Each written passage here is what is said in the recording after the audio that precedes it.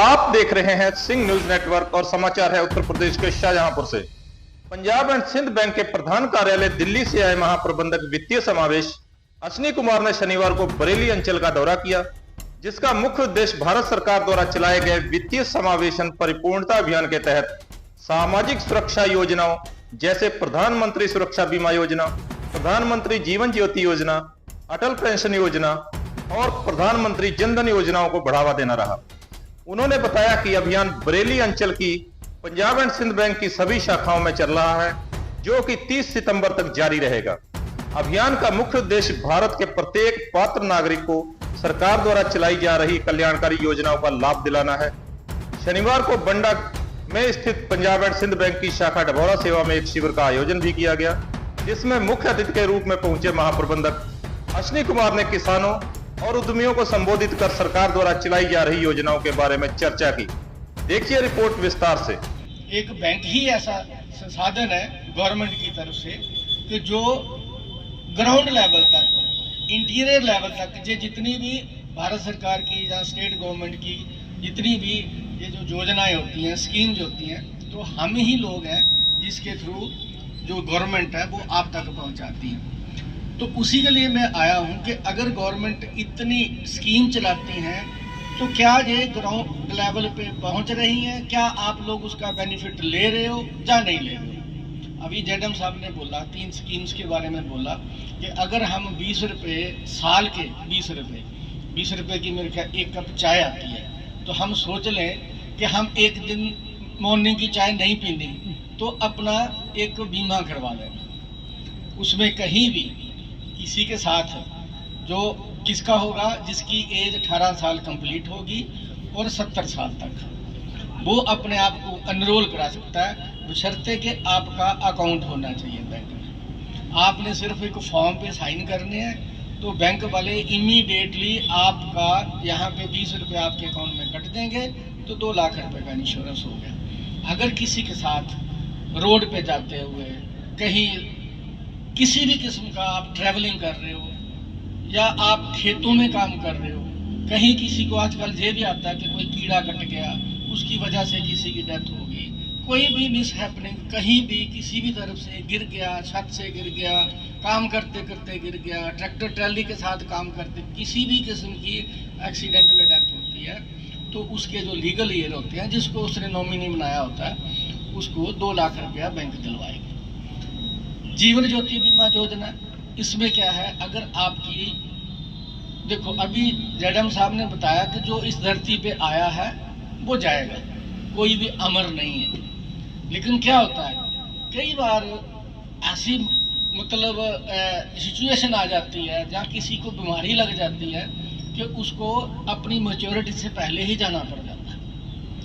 तो वो जो उसका सिक्योरिटी है वो 55 ईयर तक है, 18 साल से लेके 55 साल तक। अगर किसी की नेचुरल डेथ हो जाती किसी भी वजह से, चाहे वो एक्सीडेंटल होगी, चाहे वो नेचुरल होगी, बीमारी की वजह से होगी, 2 लाख रुपया उसको भारत सरकार की तरफ से मिलता है। होता क्या है कि हमें 436 रुपये का सालाना एक प्रीमियम देना होता है। तो अगर कोई भी बंदा छोटे से छोटा जो लेबर भी करता है, चाहे वो खेती बाड़ी में करता है, चाहे वो कंस्ट्रक्शन में करता है, किसी भी किस्म का करता है, उसको होना क्या है कि सिर्फ एक दिन का, वो भी 500 रुपया तो है ही है ना, लेकिन 436 प्लस 20, 456 रुपये हम दे देते हैं, अपना प्रीमियम कटवा देते हैं, अपना इंश्योरेंस करवा देते हैं, तो कितना हो गया हमारा, 4 लाख का इंश्योरेंस हो गया। इसके अलावा हमारे पास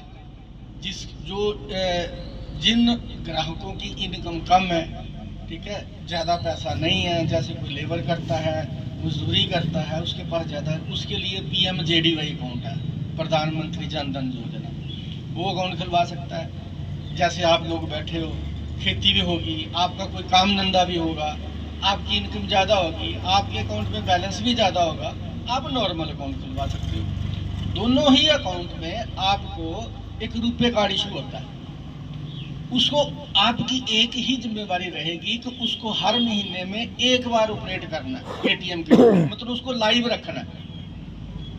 चाहे उस पर बैलेंस इंक्वायरी ही कर लो, चाहे जहाँ BCA आते हैं उसके थ्रू ही उसको बोल लो कि ये उसकी मशीन के ऊपर स्वैप भी हो जाता है, वो भी फंक्शनैलिटी इम्प्लीमेंट हो जाएगी, उसी से स्वैप कर लो, मेरा बैलेंस बता दो। इसका मतलब क्या होता है कि आपके पास जो एटीएम में कार्ड है वो लाइव है। अगर जैसे मैंने पहले बताया कि किसी के साथ कोई हादसा हो जाता है तो इसमें भी 2 लाख रुपया एक्स्ट्रा मिलता है और इसमें 1 रुपया भी प्रीमियम नहीं कटता। अगर किसी की इसी हादसे से मौत हो जाती है और जिसने ये तीनों चीज़ें हैं और उसको मेंटेन रखता है, ठीक है, तो उसके परिवारजनों को 6 लाख रुपया मिल जाता है। ठीक है, जो बंदा गया वो चला गया, लेकिन अगर ऐसे ब्रीव्ड फैमिली को दुख के समय पर अगर 6 लाख रुपए मिल जाता है तो क्योंकि हम ही आप लोगों में ऐसे परिवार बहुत होते हैं कि जो घर का चलाने वाला जिसको बोलते हैं, ब्रेड अर्नर जिसको बोलते हैं, कई बारी फैमिली में एक ही होता है और घर के 3-4 फैमिली मेंबर उसी के सहारे खा रहे होते हैं, जहाँ बच्चे पढ़ रहे होते हैं, सारा दरोमदार उसी के ऊपर होता है। अगर उसके साथ हो जाता है तो अगर उन बच्चों को, उस फैमिली को 6 लाख रुपए मिल जाता है तो वो अपने पैरों पे स्टैंड हो सकते हैं, कहीं थोड़ा बहुत छोटा मोटा कोई बिजनेस ही कर सकते हैं वो, अगर उसकी स्पाउस बच जाती है। ये दोनों तरफ है, चाहे वो शादीशुदा हो, चाहे ना शादीशुदा हो, चाहे वो लेडी हो, चाहे वो जेंट्स हो। ऐसा नहीं है कि एक हम ही रह गए, सिर्फ जेंट्स ही रह गए, लेडीज का भी सेम ही बेनिफिट मिलता है उसको। तीसरी एक और स्कीम है अटल पेंशन योजना। उसमें बेनिफिट क्या होता है कि ये 18 साल से लेके 40 साल तक हम इसको अपने आप को एनरोल कर सकते हैं। अगर एक आदमी 18 साल की एज में इसको एनरोल करता है तो उसको 42 रुपीज़ पर मंथ वो उसमें अपना प्रीमियम कटवाता है, जहाँ इंस्टॉलमेंट कटवाता है तो 60 साल तक उसकी कटेगी। तो उसके कितने पैसे कटेंगे? 1,05,000 रुपया। 42 ईयर हो गए, 18 साल में शुरू करेगा, 60 साल तक 42 ईयर 42 साल में उसका प्रीमियम कटेगा 42 रुपये, 42 रुपीज़ एवरी मंथ। ये हम इसको क्वार्टरली भी करवा सकते हैं, इसको हाफ ईयरली भी कटवा सकते हैं, सारी सुविधाएं हैं इसमें। और ये कटवाता है तो जैसे ही बंदे ने 60 साल का होना है उसको 1,000 रुपये पेंशन लग जाएगी गवर्नमेंट की तरफ से। अगर वही आदमी 210 रुपये मंथली कटवाता है, ठीक है, उसको पेंशन कितनी लगेगी? 5,000 रुपया। अगर दोनों हस्बैंड वाइफ कटवा लेते हैं तो दोनों की पेंशन 5,000 प्लस 5,000 कितनी होगी? 10,000 रुपया। तो जब हम बुजुर्ग हो जाते हैं ना, आप लोग अभी जंग हो, अपने काम करते हो, इनकम ठीक है, लेकिन बहुत सारे ऐसे होते हैं कि जैसे, क्योंकि बच्चे भी जवान हो जाते हैं, आज की एज में हमारे बच्चे भी जवान हो गए, उनकी भी फैमिली होगी, तो वो उनका सारा फोकस अपनी फैमिली की तरफ चल जाता है, हमारी तरफ हट जाता है, तो हम उनके ऊपर डिपेंडेंट रह जाते हैं। अगर हमारी जेब में एवरी मंथ 10,000 रुपया आ जाएगा तो हमें भी उनकी तरफ नहीं देखना पड़ेगा। वो कहते, पुरानी कहावत थी कि जेब में ना वो कॉइन डाल दो तो उसको ऐसे ऐसे घुमाते रहो, आवाज़ निकालते रहो, तो आपके बच्चे भी आपकी केयर करते हैं। लेकिन करना क्या है कि इसमें आपको एक टाइमली डिसीजन लेना पड़ेगा कि आपने इसमें एनरोलमेंट की जो एज है 18 से लेकर 40 साल तक की है। आप 39 साल, 39.5 साल, 364 दिन के भी हो तो इसमें एनरोलमेंट कर सकते हैं। ये तो होगी पेंशन की बात। उसके बाद जा क्या बात होगी कि अब पेंशन क्या की, फॉर एग्जाम्पल कि मेरे को पेंशन मिलनी शुरू होगी, ठीक है, उसमें जो मेरी वाइफ है, मेरी 60 या 62 या 63 साल में किसी भी वजह से मतलब स्वर्गवास हो जाता है, ऊपर भगवान के पास चले जाते हैं, तो मेरी वाइफ को पेंशन सेम लग जाएगी। उसके बाद मेरी वाइफ की 60-70 साल की हुई, उसकी भी मौत होगी, तो जो मेरा बचा हुआ कॉर्प्स था वो जो मेरा नॉमिनी होगा, मेरा बेटा या जिसको बेटी को जिसको भी नॉमिनी बनाया होगा, अगर हमने 5,000 की ऑप्ट करी है पेंशन, मतलब 210 रुपये जमा करवाने शुरू है, तो उसको 8.5 लाख रुपया मिलेगा। देखो कितना लंबा बेनिफिट है। इसके अलावा एक और बेनिफिट है। क्या बेनिफिट है? हमने 5 साल चलाई, मेरे को इतनी ज़रूरत पड़ गई, पैसा मेरे से कहीं नहीं मिल रहा, आप बैंक में आओ, इसको रिडीम करा लो। रिडीम का मतलब क्या होता है? इसको जो पैसा आपका उसको कैश करवा सकते हो, वो भी आपको मिल जाएगा। और जो 5 साल में आपने कंट्रीब्यूशन करी उसके ऊपर जो इंटरेस्ट बना वो सारे का सारा आपको मिल सकता है। इसके अलावा एक और बेनिफिट बताऊंगा आपको। शुरुआत में फॉर एग्जांपल आपने 1000 पेंशन ऑप्ट करी क्योंकि उस समय आपकी इनकम कम थी, तो आपने प्रीमियम कितना कटवाया 42 रुपीज़। अब आपकी इनकम बढ़ गई तो आपको लगता है कि यार मेरे रोज 1000 रुपया पेंशन लूँगा तो 1000 से क्या बनेगा, कम से कम 3000 4000 या 5000 होनी चाहिए। और 5 साल आपने पेंशन वो अकाउंट भी चला लिया, तो इसमें अपग्रेड हो सकती है। वही वाला अकाउंट आपका, आप प्रीमियम अपना इंक्रीज प्रीमियम आके रिक्वेस्ट करो ब्रांच में, वो इंक्रीज प्रीमियम कटने की आपकी रिक्वेस्ट डाल देंगे तो आपका जो प्रीमियम है वो ज़्यादा कटना शुरू हो जाएगा। तो आपकी पेंशन तो फिक्स कितनी हो जाएगी 5000 रुपया, लेकिन पेंशन तभी मिलेगी जब आप 60 साल कंप्लीट कर लोगे। ऐसे ही आज हम 5000 कटा रहे हैं, ठीक है, मतलब 210 रुपये कटा रहे हैं। मैं एक एग्जांपल 18 साल वाले की दी आपको, 210 रुपये कटवा रहे हैं। आपको लगा यार मैं 210 रुपये नहीं दे पा रहा, 4-5 साल तक तो आपने दे दी, उसके बाद किसी वजह से आपका धंधा चौपट हो गया, जहाँ आप कहीं बीमारी की वजह से काम नहीं कर पा रहे, तो आप 210 तो नहीं दे पा रहे महीने के, तो हम बोलते हैं यार 1000 वाली कर दे, मेरे 42 रुपये कर दे, बाकी के पैसे मेरे को दे दो, तो वो डाउनग्रेड भी हो जाती है। मतलब इसमें इतनी ऑप्शन है, आप इसको एग्जिट कर सकते हो, बंद करवा सकते हो, इसको डाउनग्रेड करा सकते हो, इसको अपग्रेड करवा सकते हो। और सबसे ज़्यादा बेनिफिट ये है कि इसको आप 60 साल तक चलाते हो, ठीक है। आपकी वाइफ साथ में, उसका भी करवाया हुआ 5000 मिल रही है, तो हमारे जाने के बाद हमारी वाइफ की पेंशन 10,000 हो जाएगी। जब उसने भी करवा रखी है, अगर उसकी भी हो गई तो ठीक है, तो जो हमारा नॉमिनी होगा लड़का या लड़की, अगर दोनों ने करवा रखी है 8.5 प्लस 8.5 17 लाख रुपए। ऐसी कोई स्कीम नहीं मिलेगी आपको आज की दुनिया, कोई इंश्योरेंस कंपनी कहीं चले जाए।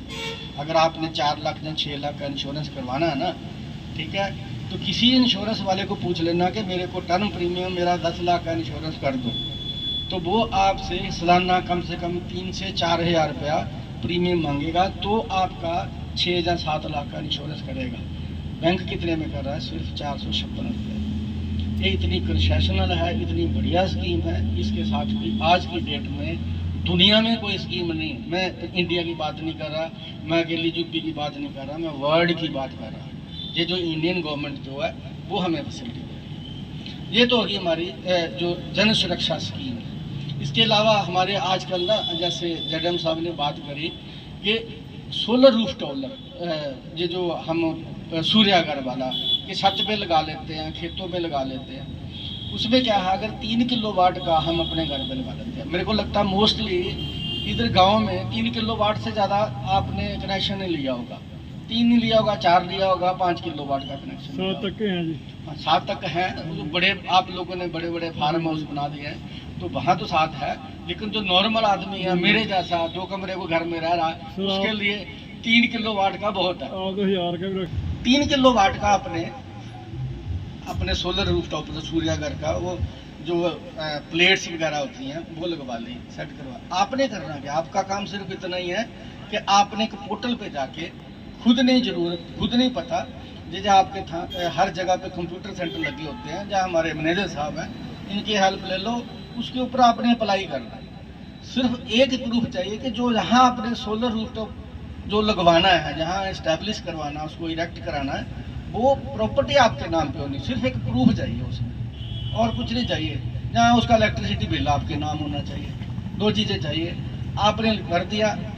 जो इंस्टॉल करने वाले हैं सूर्यागर की, जो मतलब इलेक्ट्रिकल प्लेट्स ऊपर लगानी, वो खुद आपके पास आ जाएंगे, खुद आके पूछेंगे, ठीक है।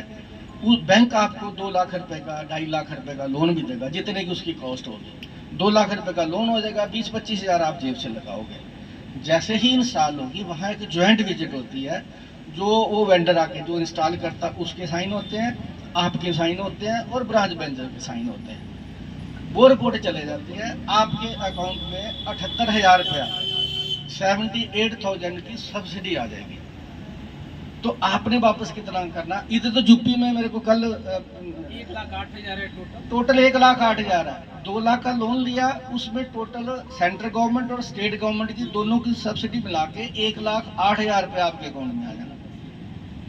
अब आपका वापस कितना करना आपने 92,000, मतलब 1,08,000 सब्सिडी बिल की।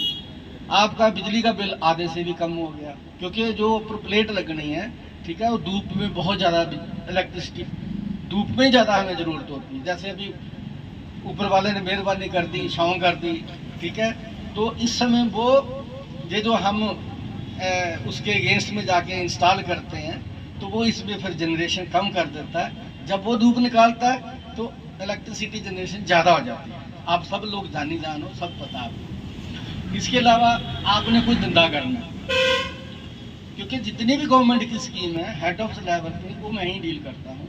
जितनी भी आपने धंधा करना, जितने भी हमारे कारीगर भाई हैं जो हाथ से काम करते हैं, हाथ से काम करते हैं, कोई मोटर मैकेनिक है, ठीक है, कोई कारपेंटर है, कोई मेसन है, कोई क्राफ्ट्समैन है, ठीक है, ये जितने भी हैं, ये 18 कैटेगरी हैं जिसको बैंक की तरफ से 1 लाख रुपए का पहले ट्रांच में और 2 लाख रुपए का दूसरे ट्रांच में लोन मिलता है। तो काम कर रहा बंदा, उसके पास पैसा नहीं है, कोई मार्जिन नहीं है, तो उस पर रेट ऑफ इंटरेस्ट कितना लगेगा? सिर्फ 5%। आज बता दो कि साल के 100 रुपये के ऊपर 5 रुपये, अगर आप किसी से उधार लेना जाओगे ना, तो महीने के 5 रुपये लेगा, ठीक है, इससे कम कोई नहीं देगा आपको। और जो एनुअल कितने बन जाते हैं? 60%। अगर आपने किसी से 100 रुपया लिया और साल बाद आपने वापस करने हैं, तो आपको 160 रुपये वापस करने पड़ेंगे। तो इसमें कितने करने हैं? 105 रुपये। और इसमें कोई दिक्कत नहीं है, सिर्फ आप लोग काम करते होने चाहिए। जितने भी हमारे कारीगर भाई हैं जो किसी भी किस्म का काम करता है, वो कोबलर भी है, कोई लोहार है, ठीक है, कोई गोल्ड स्मिथ है, कोई कारपेंटर है, जितने भी कोई लकड़ी का काम करता है, और 18 कैटेगरी हैं, तो 5% इंटरेस्ट है इसके ऊपर। इसमें भी आप लोगों को अप्लाई करना पड़ेगा पोर्टल पे। अगर उस पोर्टल की जानकारी लेनी होगी तो वो हमारे ब्रांच मैनेजर साहब हैं, वो आपकी हेल्प करेंगे। इसके अलावा एक स्कीम बहुत पुरानी चल रही है, PMEGP, prime minister employment generation program. उसमें आपने किसी भी किस्म का काम करना, किसी भी किस्म का हो, चाहे आपने दुकान डालनी है, परचून की है, टेलर की है, कपड़े की दुकान डालनी है, किसी भी किस्म का, हार्डवेयर की, सॉफ्टवेयर की, आप उसमें अप्लाई कर सकते हो। उसमें 25 लाख तक का लोन मिल जाता है, उसमें 1 करोड़ तक का भी लोन मिल जाता है, लेकिन वो सेकंड इंस्टॉलमेंट में मिलता है। 25 लाख में आपको 5 लाख की सब्सिडी मिल जाती है, अलग अलग कैटेगरी में अलग अलग मिलती है, बशर्ते कि आपने काम करना है। उसमें ज्वाइंट विजिट होती है और वो 3 साल तक, 4 साल तक का चलना चाहिए। ऐसा नहीं है कि आपने देखा, लोन अप्लाई किया, बैंक से लोन ले लिया, सब्सिडी गवर्नमेंट से आ गई और आपने काम बंद कर दिया। फिर उसका नुकसान क्या होगा? एक तो पिनल रेट ऑफ इंटरेस्ट पड़ेगा, दूसरा जो बंदा ये डिफॉल्ट करेगा कि कोई पैसा नहीं मोड़ेगा, काम नहीं करेगा, तो पैसा कहाँ से मोड़ेगा? इसका मतलब पैसा खा गया, तो जो कानूनी कार्रवाई भी होगी। आपकी एक सिबिल होती है, वो भी खराब होगी। आपके तो क्या, आपके बच्चे भी कहीं दूसरी जगह से लोन नहीं ले पाएंगे। तीसरी बात क्या होगी? जो सब्सिडी आई है वो गवर्नमेंट वापस ले लेगी, वो आपको नहीं देगी, वो एक रिजर्व फंड में रहती है। तो ये ऐसी स्कीम है कि जिसमें गवर्नमेंट का क्या काम है कि आपने काम करना है, सेल्फ एम्प्लॉयमेंट करनी है, रादर के अपने साथ 2 लोगों को और रोजगार भी देना। अगर आप 15-20 लाख रुपए लगाओगे तो एक बंदा तो काम कर नहीं पाएगा। नेचुरली आप 2-3 और हेल्पर साथ में रखोगे तो उनको भी रोजगार मिला, आपको भी रोजगार घर पे ही मिल गया, चाहे घर पे मिल गया या जहाँ पे आपने लगाया।